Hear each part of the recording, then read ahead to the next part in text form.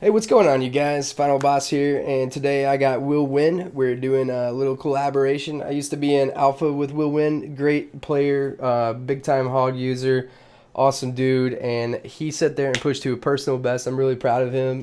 Top 10 in the world. I got to sit there and watch his last match against the Lava Hound. He pushed him right off the back as soon as he dropped the Lava Hound, and he took down the tower immediately. But no short change here, guys. I did end up getting number 16. Sit there and watch it dwindle away from 12 to 16. And what was kind of funny is little story here in clip is that I remember when Will used to stream on Camcord, and so did I.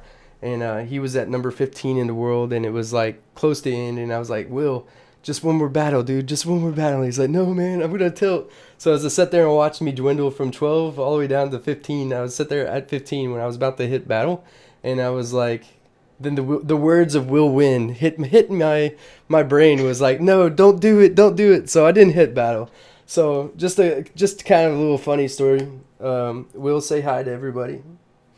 Hey, what's up, guys? All right. So we got a few replays, and I think I'm gonna start from the bottom. Will, we're gonna go with the OP Elite. That was the win that I was talking about. We'll just go on ahead and showcase this one. This is the one that he got him to personal best, and then three, two, one. I'm gonna hit watch. All right. All right. So, Will, you wanna break it down of how you saw here and what you wanted to do? We'll just let you Yeah, start sure. off So when I first. have this kind of starting hand, I always start off the Mega Minion in the back like that. But if I have like Archers and Mega Minion, I always do Mega Minion. Some people like to split the Archers, but I don't. And then I got that out of the way real quick because I wanted to run the Hog on the right side with the Mega Minion. Now I got a pretty good early start here. That was a pretty bad Mega Minion by him. I got lucky with that, and my Mega Minion was able to take this out. Now I just got to take care of the Lava Hound. It isn't that bad, just the pumps you got to watch out for. Now, since in the minor, I take that out as quick as possible. Ice Bomb is great for defending minions, pumps, and into Elixir. Same thing as this app, essentially. And now, 2 minutes left, and I'm just thinking, alright, that tower just needs one fireball, so I just need to defend for the next 2 minutes.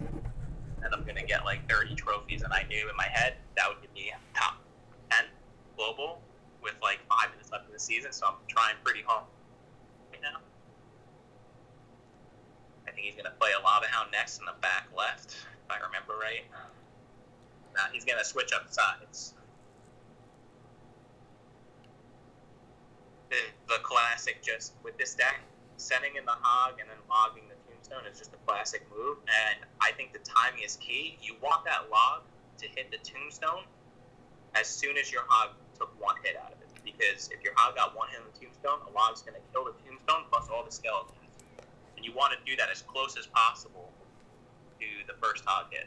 I think it's so funny sometimes. Sometimes I'll throw the log out and it'll be like, like you're premeditating it, and then like the one of the little Larrys will just kind of like push your hog to the side and it'll like delay the hit on it.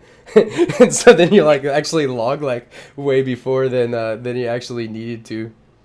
Yep, so if you do the early log with that, it's going to suck because then you're going to have those like 5 skeletons at the end that are going to like kill your Hog in seconds. Alright, so pretty easy defend that time. I think I get into a little bit with this one. I think this one I get a little scared on. He rushes the opposite side as well. Didn't really know what he did. This guy's a really good player. It was one of the better Lava Hound deck users I've seen. I gotta give a big shout out to my boy iPad the Pro Gamer. The guy was just crushing it. I think he finished at number 40 in global with a level 3 Lava Hound and a level 3 Miner. I think that's just. I mean, if he had that kind of caliber right here, that was really easy, man. He almost got you on that push there at the end. Yeah, I got a little scared. It was definitely closer than it needed to be, and I definitely agree. I saw I throw up there in the leaderboard. I'm pretty impressed with that. Yeah. I think in the beginning, whenever he dropped the Lava Hound, you had the Mega coming his way. What made you want to go on ahead and push that same lane whenever you saw the Lava Hound with the Ice Golem and the Hog Typically, I think if I saw that scenario, I'd probably go on ahead and push the other lane just so you can't let them build up a big push. I, You're so fearless. yeah, I think the only reason I did it this game is just because I knew I had that one tower, and I just wanted to play really hard defense instead of going the other lane. I do agree, though. I think the best way to handle a Lava Hound is to just not do anything to it at all, and then just throw on a Zap or an Ice Golem when pups come out. But I was playing a little differently just because I had that tower down at the 290 HP mark. Nice. Yeah, I liked it. I watched it and I was like, dude, he dropped the lava and I was like, that was a tower. It didn't even seem like he did anything to it. But I was like, okay, I guess he doesn't have anything. So that was kind of cool to see. I got glad I got to see the replay of what was actually going on. We're gonna go to that second replay, the Nova one, in 3, 2, 1. We're hitting watch. Yeah, I'll be honest, man. I haven't had really much problems with the Golem decks at all. I mean, people are like, it seems like doesn't have enough defense, and I'm like, it seems to have enough defense because what you do is just keep pushing because this deck cycles so quickly that it's like, you can throw down 2 tombstones even if he, fireballs it or logs it or whatever. It's and you just keep the pressure on him, just not to let him have a 20,000 million elixir push on him. Right. Yeah, I think that he would final boss, and the deck is so quick at cycling that you always want to go for the opposite tower that they're pushing. You don't just like I got that tower down just now, like 1500 HP. If he starts pushing the left side, I'm gonna go to the right side. Yeah. I don't know if I do it in this particular instance. I think he gets me good right here, but we'll see. I forget what I did. This game was a long time ago. Yeah. Okay, so there I go. I put the Mega Minion on the right side. You don't want to build up too much stuff on the left side. You see how he has that lightning up there? So yeah. The more stuff you're throwing down on the left, the more value you're going to give him with that lightning. You want to do his split put possible. So now I'm going to get some damage with that Mega Minion on the top, right? It's only 2 hits, but 2 hits from a Mega Minion does a lot of damage. Yeah, that's what is that? That's almost 700 damage right there. Yeah, so it's a good amount of damage. He does get me pretty good here. Yeah, he almost crushed you right there on one push. Yeah, he almost got my entire tower, but I knew my head is not over yet. Oh man, a Nova guy giving you the BM? No way. Yeah, this guy always. Well, I don't know about this guy. The other guy does. It's hard to tell with him. So a lot of guys. Push again. Pretty standard. A lot of guys always ask me like, where do you get your decks from, and how you do that. So how do you? I know you keep your eyeball on certain people that are playing Hog. Do you just look through the top 200 and see who's playing what, or do you work on making your own decks, or? No, it's really rare that I'm gonna make my own decks. I usually just look at the top Hog players and I check their decks. I usually look for something with Hog because my account doesn't have the right type of cards to play max epic decks. So I usually do look for the Hog decks, and I don't think I play this game as much as other people. So I'm usually just stealing decks. that's my thing, and then I perfect them. I play them a lot. I get the timing down. You're like the copycat ninja, man. I swear, like from Naruto. So I got him pretty good. I made him waste the lightning on taking my tower down at the 100 health. So now I'm BMing him now. He was BMing me earlier. I usually don't BM unless they do it first. Will's a really nice guy, guys, and I never really ever see him BM too much. And dude, that one was good. I enjoyed that one. Yeah, So I think the lesson learned here is don't be the jerk face that BMs and calls good game earlier, and rubs it in your face. You might trigger the other player that's relatively good at the game. He definitely triggered me. I was a little bit bad. I was scheming, and I'm like, you know what? I got this little guy. I'm just gonna wait for him to send in a couple more things and lock him down. All right. Let's look at the Elu deck, man. I tell you what, this deck is... I don't have very nice things to say about this deck. Yeah, this is not an easy deck to play against, especially with our deck. I think No, I use it it's not. lose to this deck. 60% of the time, I'm gonna lose to this Yeah, deck. it's not good. All right, in 3, 2, 1. Yeah, I played it. I played it earlier with not the greatest results, and then I beat it the very next game, which would now scratch my head. And I don't know. I felt very emotion. I had certain emotions about this deck for sure. So I usually try to stick that Ice Spirit in front of the Hog. I know some players put it behind because you could potentially get the Ice Spirit zapped and then it'll get killed by the tower before it does anything. But I'm a fan of putting it in the front. Nice. Pretty standard defense here. He has a level 5 miner. Not too much I could do. I sneezed earlier, and it was pretty cool, man. I had like some archers down, and then I did a hog push, and I meant to put it, like a typical hog push, and I sneezed, and then I put my ice spirit down late, and I was like, oh crap, and then it came down late, and it jumped on the archers, and then it was the archers and the hog took down the whole entire tower. It was pretty dope. So sometimes maybe you want to put the ice spirit 2 tiles behind the hog, So I think the moral is just sneeze a lot when you put There you go. Clash Royale. Sometimes it's better to be lucky than good. Yeah, exactly. Better be lucky than have skill.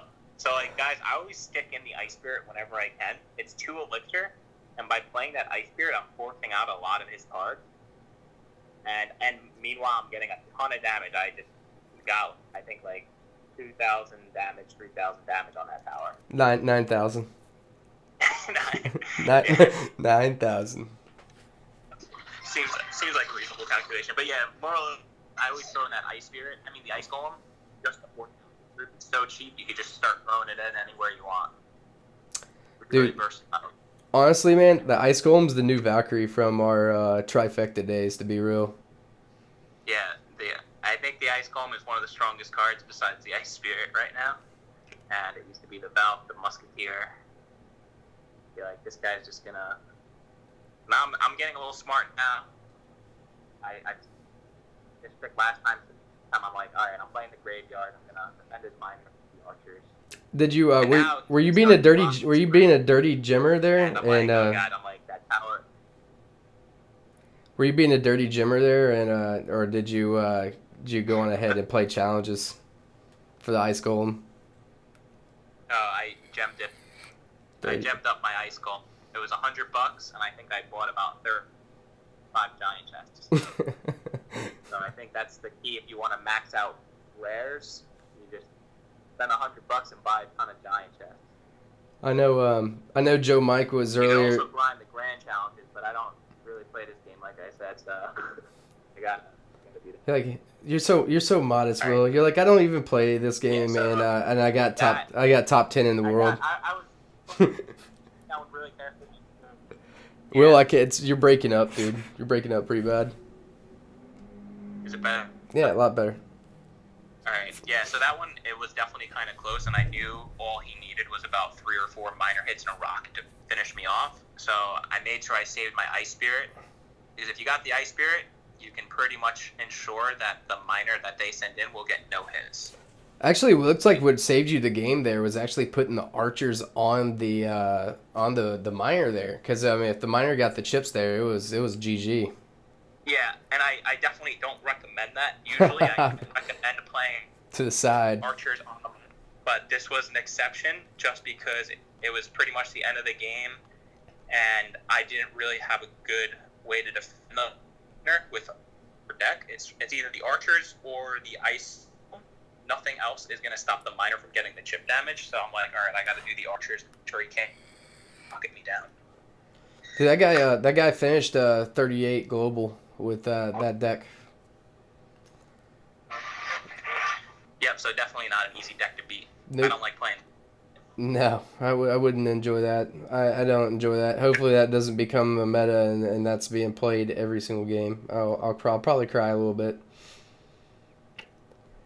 All right, so we got one more. We got with Black Zero. Black Zero is a stud. That guy is good. And 3, 2, 1.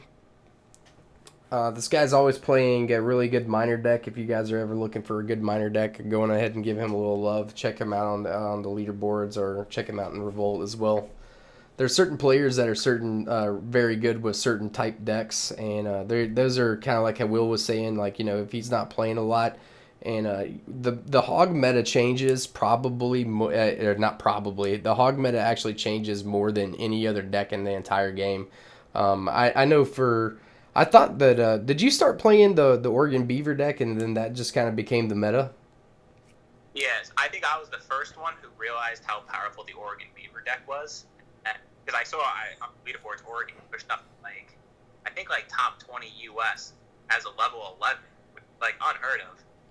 But I got these name cards and I started playing it, and I think I put top 10 global, no problem, and then that just. Well, when I was a level 11 back in the day, me and Oregon Beaver were the highest level 11s in the world. That was a terrible scarmy on his part there. Me and Oregon Beaver were the highest level 11s in the world. I mean, I'll still sit here and praise him, but I think that whole thing where his deck got used heavily, I think it crushed his soul. His secret was out. The sauce was out. Poor Oregon. Yeah, poor But Oregon. he did get a lot of props for that. He did get props, and I was trying to say even in our videos of doing that. I'd be honest, man. I really do not like using barbarians with hog. It's kind of like my thing. I don't know what it is, but I know that you and Bright and other people were having some great success with it. So Yep. So Final Boss said before, he did play a really bad build at one point. If you say that this can pick one better players, hey, Will, you're breaking up again, man. Sorry, guys, we're having a little technical difficulties. okay, is that better? Yeah.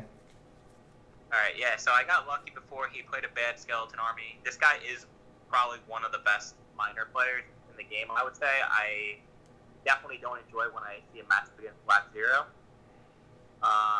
Another thing I don't enjoy is my log is only level 3, and this guy has maxed out princesses, so my log won't kill his princesses. It made it a little bit extra tricky for me this game, but I did manage to pull it out. Now you can see I don't normally do this, but I started playing Graveyard of half of my tower, and that's just because I know all he has is Miner, and the Tombstone is going to... I think I said Graveyard. Tombstone's going to defend that well. Jesus, Will, your mic's really... Something's going in and out with your phone. I don't know what it is, dude. Probably my internet connection. Stupid internet. Well, at least it's not mid-game. Yeah, I think what was it, the previous season in one of my videos I showcased a one against me and Black Zero, and literally he had a goblin barrel being thrown as my hog was being dropped in top center, and this goblin was about to stab for the win, and one goblin was left. It was about to stab. I slowed it down, and the knife was coming into the tower, and my hog hits him with the hammer. I mean, and at that point, the game was so close. It was just like one of those games that you just know that you're completely done with. So, let's go on ahead and look. We're going to go on ahead and do one more. I noticed I've been doing a lot of really long ones. We're going to look at the Be Normal one. Okay.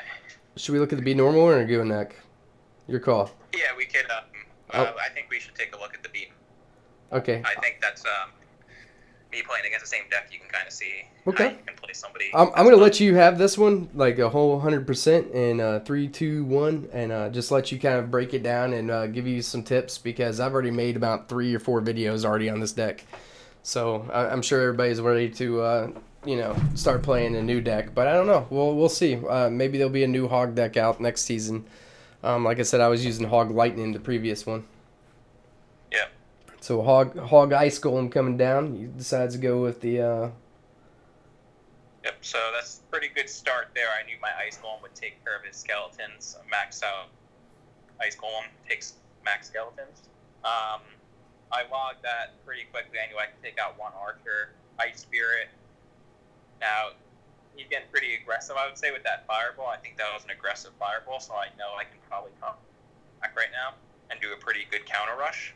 It actually wasn't. You guys were about the same elixir. You just started off aggressive, and then like he counter pushed. He's like he's Alright, being well, aggressive. I'm like, well, no, you guys are about the same elixir. Oh, okay, well, all right then. I feel like as I was watching that, it seemed aggressive to me. I got a nice log there, right there. I killed this ice spirit before it attached to my hog. Better to be lucky than good, baby. Yeah, that's better to be lucky than be skilled. That was definitely lucky.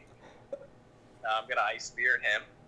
I think the key. How you get so lucky, man? Is there like a trick, like up, up, down, down, left, right, or something like that, or what? Just right before you start playing Clash Royale, you just look up and just say, please, please let me play a couple games. And Please don't let the log hit my ice spirit. Let it be 2 tiles away. I do think the key is timing these logs right, like right there. And I got lucky again. Okay, so I didn't get lucky. He just misplayed it. I think one key with this deck is you never want to play the archers right behind your graveyard. And if you watch how I place my archers, it's always on the right Tombstone. Tombstone. Oh yeah, okay, yeah, Tombstone. Sorry, guys, I get that as part a lot. It's all right. I was watching somebody else earlier, and he kept calling it graveyard as well. Yeah, it just looks so like this guy. It's a great value, dude. You're getting so much value on these pushes here. Right. I just don't keep playing the deck right. He keeps on playing cards near his graveyard. You never want to play cards near your graveyard. That's why my archers are on the right, my graveyard's on the left. There I did play the Mega Minion there, but there's exceptions to all these rules. The general rule of thumb, though, is you should do that. So this really carries over from the old trifecta days. Excuse me, it carries over from the old trifecta days because if you put the cannon over on the left side, you're putting the musket on the right side. So you can't get value there with the poison or anything else. Right, exactly. So a lot of the concepts here, if you guys are in lower arenas and are still wanting to do hog decks, trifecta is still a really great deck, and still the same concept, still play. It's just a lot slower gameplay. So you're still playing very smart and very slow as well. It's a little bit different, but Will, you've always been aggressive. Like I've always thought you were like a super aggressive hog guy. How do you feel about that? Because it seems like you're always very aggressive on the first push, and then how do you feel about how much elixir is too much elixir on the first push, or I don't think you ever started off. Did you ever start off with like a Valkyrie in front of a hog when you played trifecta? When I played Trifecta, if I have Valcog, sometimes I would play it. I think 8 elixir on the first push is definitely a lot, especially if it's Hog Valkyrie, because if they play a minion horde, you're gonna lose to 5, and you're gonna get barely any damage. Like 2 ground troops. I don't like to do 2 ground troops. That's why the ice golem is cool, even though it's not a air troop. It does damage to air troops.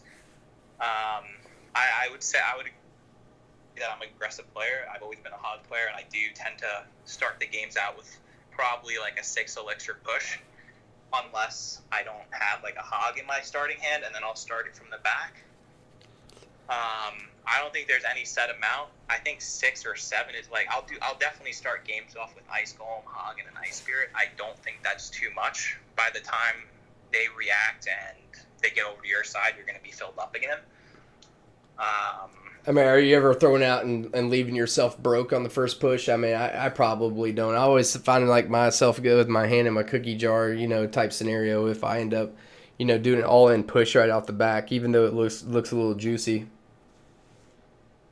Yeah, I don't think I'll ever do a 10 elixir push off the back. I think the most I'll do is 7. So I'll definitely do the ice golem, hog, and ice spirit, or sometimes I'll even do a hog plus archers behind it. I do tend to always try to pair my hog up with something behind it. That way it can take out some of their defending units.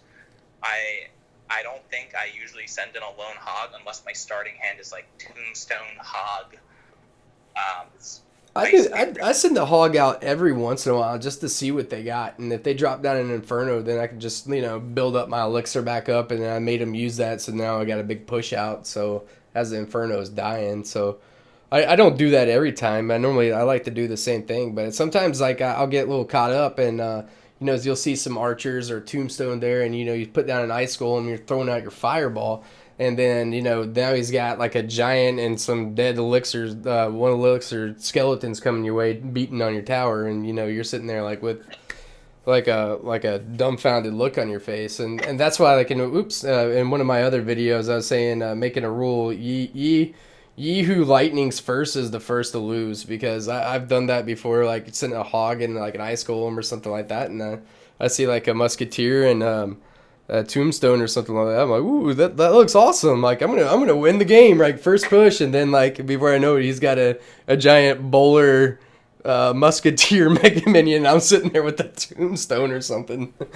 Yeah, no, I think that's a really good point. I think you made a lot of good points. It's another thing with my gameplay. I don't play with a lot of those big elixir cards. I think just because of the amount of experience I have with the game, I can use these low elixir cards to really get a lot out of them.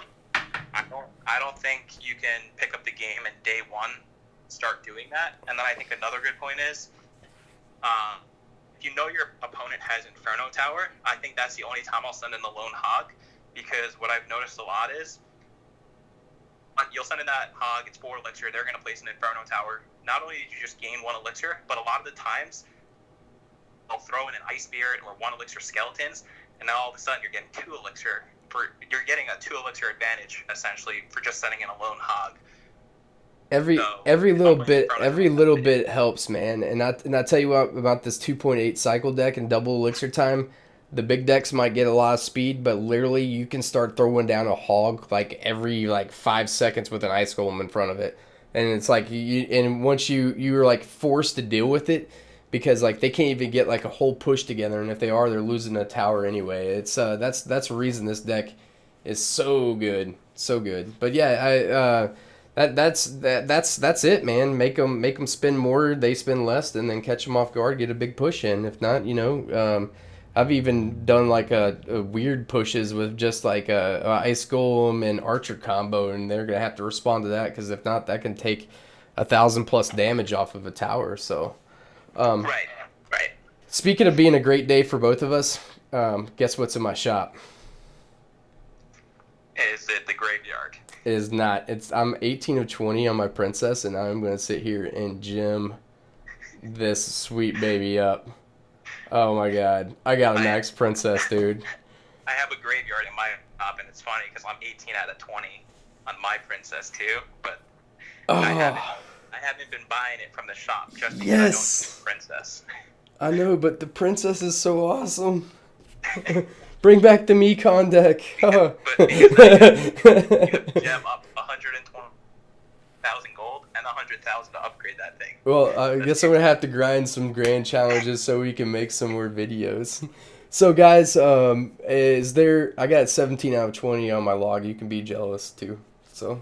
Yeah, I'm jealous of that because mine's still level 3. You completely snaked me out of my top USA placement, but that's okay. Oh, I don't. You're a great guy, and I think you deserve it. we both wouldn't have got it. That number 2 guy. He's Chinese, but he has his settings for. That doesn't. He's a Chinese win trader account. That doesn't count.